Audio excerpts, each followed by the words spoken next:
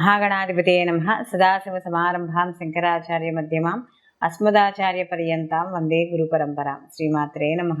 ప్రేక్షకులందరికీ స్వాగతం. కుజగ్రహ మార్పు. ఈ కుజగ్రహ మార్పు అనేది మనకి ప్రతి 45 రోజులకి ఇంచుమించు ఒకసారి మనకి జరుగుతూనే ఉంటుంది. మధ్యలో కుజుడు వక్రీకరించడం, స్తంభించడం ఇలాగా మనకి జరుగుతూ ఉంటాయి. అయితే ఈ కుజుని యొక్క సంచారాన్ని అనుసరించి ఇక్కడ ద్వాదశ రాశుల వారికి శుభాశుభ ఫలితాలు అనేవి ఉంటాయి. అంటే అక్కడ కుజుడు ఉండే స్థితిని బట్టి ఏ భావంలో ఉన్నాడు, ఆ భావాధిపతి ఎవరు, ఇవన్నీ కూడా మనం లెక్కలోకి తీసుకుని ద్వారా మనకి ఈ మిగిలిన అంటే ఈ ద్వాదశ రాశుల వారికి కూడా వాళ్ళకి ఎటువంటి పనులు చేపట్టవచ్చు, ఎటువంటి పనులు చేపట్టకూడదు, అసలు వాళ్ళకి ఉండే ఆ యొక్క కుజుని యొక్క ప్రభావం వాళ్ళ యొక్క జీవితం మీద ఆ 45 రోజుల పాటు ఎలా ఉంటుంది, ఇలా రకరకాల మార్పులు ఏం జరుగుతాయి, ఇవన్నీ కూడా మనకి తెలుసుకోవడానికి ఎక్కువ ఆస్కారం అనేది ఇక్కడ మనం గోచార పరంగా మనకి కనబడుతూ ఉంటుంది. అయితే గత కొంతకాలంగా కుజుని యొక్క సంచారం అనేది కాస్త కొంచెం అంటే కొద్దిగా ఏం జరుగుతుందో ఈ కుజ మార్పు వల్ల అనే ఒక కొద్దిగా భయం అనేది కనబడుతుంది. అంటే ఆ ఇచ్చే ఫలితాల వల్ల భయం. కారణం ఏంటంటే ఈ యొక్క కుజుడు ఇటు రవితోనూ అలాగే శని భగవానుతోనూ రాహుతోనూ కూడా కలిసి ప్రయాణం చేయడం అనేది జరుగుతోంది. కాబట్టి ఈ 3 గ్రహాలు కూడా మనకి పాపగ్రహాలు, అందులో భ్రమని కలిగించే గ్రహాలు, కాస్త కొంచెం ఇంకొకటి బద్ధకం కావచ్చు, క్రోధము. కుజుడు కూడా కొంచెం హైపర్ కొద్దిగా కొంచెం టెంపర్ ఉండేటట్టుగానే మనకు కనబడుతూ ఉంటాడు. ఆయన సైన్యాధ్యక్షుడు కాబట్టి ఎప్పుడూ కూడా ఒక ఉద్రేకం, కోపంతో కలిగి ఉంటూ ఉంటాడు కుజుడు. అలాంటి కుజుడు మిగిలిన పాపగ్రహాలతో కలిసినప్పుడు కొంత శుభ ఫలితాలు ఇవ్వడం అనేది తగ్గుతుంది. కాబట్టి అసలు నిజంగా కుజుడు ఈ యొక్క సంచారం వల్ల అంటే ఇంచుమించు ఈయన మార్చి 15 నుంచి అంటే ఈయన ఉచ్చస్థితి ఎప్పుడైతే దాటాడో, ఉచ్చస్థితిని దాటిన తర్వాత మార్చి 15 నుంచి ఏప్రిల్ 23 వరకు కూడా ఈయన శనితో కలవడం, అలాగే మళ్ళీ ఏప్రిల్ 23 నుంచి కూడా ఈయన జూన్ 1వ తారీఖు వరకు కూడా ఈయన రాహుతో కలిసి ప్రయాణం చేయడం అనేది జరుగుతుంది. కాబట్టి ఈ యొక్క 2 శనికి కుజుడికి కూడా పడదు, అలాగే రాహుకి కుజుడికి కూడా పడదు. కాబట్టి ఈ 2 గ్రహాలతో కలిసి ప్రయాణం చేయడం ద్వారా కుజుడు ఎటువంటి మార్పుల్ని, ఫలితాన్ని ఇవ్వబోతున్నాడో ఇప్పుడు మనం తెలుసుకుందాం. సింహరాశికి రాశాధిపతి వచ్చి రవి. సింహరాశిలోకి మఖ 1, 2, 3, 4 పాదాలు, పుబ్బ 1, 2, 3, 4 పాదాలు, అలాగే ఉత్తర 1వ పాదము సింహరాశిలోకి వస్తాయి. అయితే ఈ సింహరాశి వాళ్ళకి ఈ యొక్క కుజుడు చూసుకుంటే చతుర్థాధిపతి, అలాగే నవమాధిపతి. చతుర్థ నవమాధిపతి అయిన గురువు ఏం చేస్తున్నాడు వీళ్ళకి ఈ యొక్క వీళ్ళకి కానీ చూసుకున్నప్పుడు వీళ్ళకి ముఖ్యంగా ఈ సింహరాశి వాళ్ళకి ఈ యొక్క 7వ స్థానంలో వాటిలో అంటే ఈ సంచారం ఏదైతే ఉందో ఈ యొక్క సింహరాశి వాళ్ళకి కొంత వ్యతిరేక ఫలితాన్ని ఇవ్వడం అనేది కనబడుతోంది. అలాగే వీళ్ళకి ఈ సింహరాశి వాళ్ళకి కానీ చూసుకున్నప్పుడు ఈయన ఫస్ట్ షష్టమంలో ఉండి తదనంతరం సప్తమ అష్టమాల్లోకి వెళ్తాడు.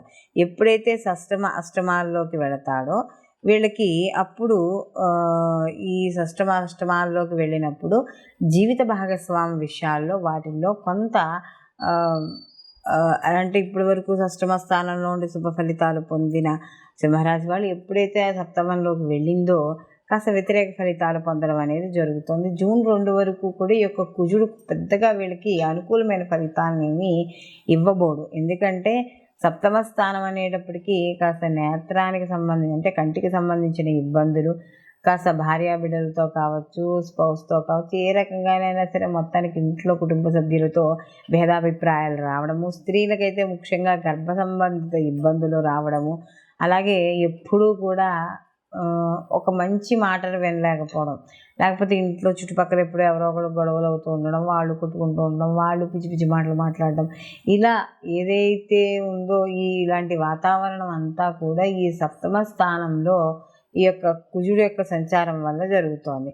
అలాగే అలాగే ముఖ్యంగా ఇంకోటి ఏంటంటే స్త్రీలకి గర్భ సంబంధమైన రోగాలు కూడా ఏర్పడే అవకాశము, స్త్రీల ఆరోగ్య విషయాల్లో జాగ్రత్త వహిస్తూ ఉండాలి. అలాగే కాస్త ఎప్పుడూ ఏదో మనం విచారంగా ఉండడము, అలాగే ఆర్థికపరమైన ఇబ్బందులు ఏర్పడము, ఇలాంటివన్నీ కూడా అంటే సమాజపరంగా కూడా కాస్త కీర్తి గౌరవాలు అనేవి తగ్గే అవకాశం అనేది కనపడుతూ ఉంటుంది. అలాగే ఎప్పుడైతే ఈయన అష్టమ స్థానంలోకి వెళ్తాడో ఆరోగ్య విషయాల్లో తప్పనిసరిగా అంటే ఇంచుమించు ఏప్రిల్ 22 నుంచి ఎప్పటి నుంచో వీళ్ళు మే 2వ తారీఖు వరకు అంటే జూన్ 2వ తారీఖు వరకు కూడా వీళ్ళ ఆరోగ్య విషయాల్లో వాటిల్లో జాగ్రత్త వహిస్తూ ఉండాలి. కోర్టు వ్యవహారాల్లో వాటిల్లో ఎవరైతే ఉన్నారో అవి తొందరగా నిర్ణయాలు అనేవి ఇక్కడ కొలిక్కి రావడం అంటూ ఉండదు. ఏదో ఒకటి ఒక పని అయిన తర్వాత ఇంకో పని, ఒక కేసు అయిన తర్వాత ఇంకో కేసు, ఏదో ఒకటి ఇలా వాళ్ళు చేసే వృత్తి ఉద్యోగాల పరంగా కాస్త నష్టం రావడం వల్ల దీనివల్ల కాస్త ఇబ్బంది పడే అవకాశం అనేది ఇక్కడ కనబడుతోంది. అలాగే ఈ యొక్క కుజుడు అష్టమ స్థానంలో కన్నా ఈ యొక్క సప్తమ స్థానంలో సంచారం చేయడం వల్ల ఎక్కువ కలహాలు ఏర్పడే అవకాశం అనేది ఇక్కడ ఎక్కువగా కనబడుతుంది. వీళ్ళకి ఈ యొక్క సింహరాశి వాళ్ళకి కానీ చూసుకున్నప్పుడు వీళ్ళు మరిన్ని మంచి ఫలితాలు పొందడానికి వీళ్ళు ప్రతి నిత్యము కూడా ఆంజనేయ స్వామికి ఆరాధన చేసుకుంటూ ఉండడం, లేదా ఆంజనేయ స్వామి గుళ్ళు ఏమైనా ప్రదక్షిణాలు చేస్తూ ఉండడము. అలాగే ఇక్కడ సుబ్రహ్మణ్య ఆరాధన కాబట్టి ప్రతిరోజు కూడా సుబ్రహ్మణ్య స్వామిని ఎర్రటి పూలతో పూజించడము, అలాగే సుబ్రహ్మణ్య కరావలంబ స్తోత్రాలను చదువుకోవడం ద్వారా మరిన్ని మంచి ఫలితాలు పొందడం అనేది జరుగుతుంది. మనం ఏ రాశికి ఆ రాశికి సంబంధించి ఈ కుజుడు యొక్క ప్రభావం వల్ల అంటే మిగిలిన పాపగ్రహాలతో కలవడం వల్ల ఇటువంటి ఫలితాలు వస్తున్నాయి అని చెప్పుకున్నాం. అయితే ఇక్కడ ఈ కుజుడు కూడా ఈ యొక్క జన్మ జాతకంలో కూడా అంటే వ్యక్తిగత జాతకంలో కూడా ఇదే గ్రహాలతో కలిసి ఉంటే కొంచెం ప్రభావం అనేది ఎక్కువగా ఉంటుంది. కాబట్టి ఇలాంటి ప్రభావాన్ని తగ్గించుకోవాలన్నప్పుడు కుజుడికి సంబంధించిన స్తోత్రాలు కానీ, లేదా కుజుడికి అధిష్టాన దేవత అయిన సుబ్రహ్మణ్య ఆరాధన కానీ ఇలాంటివి చేయడం ద్వారా కొంత వీటి యొక్క తీవ్రత అనేది తగ్గుతుంది. అయితే వీటితో పాటు అంటే ఇది గోచార ఫలితం అయినా కూడా గోచార ఫలితంలో కూడా మనకి ఈ మంచి చెడు అంటే మనకి ఈ యొక్క ఏవైతే ఈ గ్రహాల వల్ల మనకు వచ్చే ఇబ్బంది అంటే ఆ యొక్క సంచారం వల్ల ఇబ్బంది ఏవైతే ఉన్నాయో ఆ ఇబ్బందులను తగ్గించుకోవడానికి మాత్రం దైవారాధన అనేది చాలా అవసరం. కాబట్టి ఈ యొక్క గోచార ఫలితాలతో పాటుగా జన్మజాతక ఫలితాలు కూడా అందరూ తప్పకుండా పరిశీలన చేసుకోవాలి. కానీ ఇదే సమయంలో సేమ్ జన్మజాతకంలో కూడా ఇదే స్థితి కానీ ఉన్నట్టు ఎవరికైనా ఉంటే వాటి ప్రభావం అనేది కొంచెం ఎక్కువగా ఉండడం మంచైనా చెడైనా కాస్త ఉంటుంది. కాబట్టి అలాంటి విషయాల్లో జాగ్రత్త తీసుకుంటూ మనం ఏవైతే రెమెడీస్ చెప్పుకున్నామో ఆ రెమెడీస్ని చేసుకోవడం ద్వారా కొంత ప్రతికూల ఫలితాలు తగ్గి అనుకూలమైన ఫలితాలు పొందడం అనేది జరుగుతుంది. సర్వేజన సుఖినో భవంతు, లోకా సంస్థ సుఖినో భవంతు.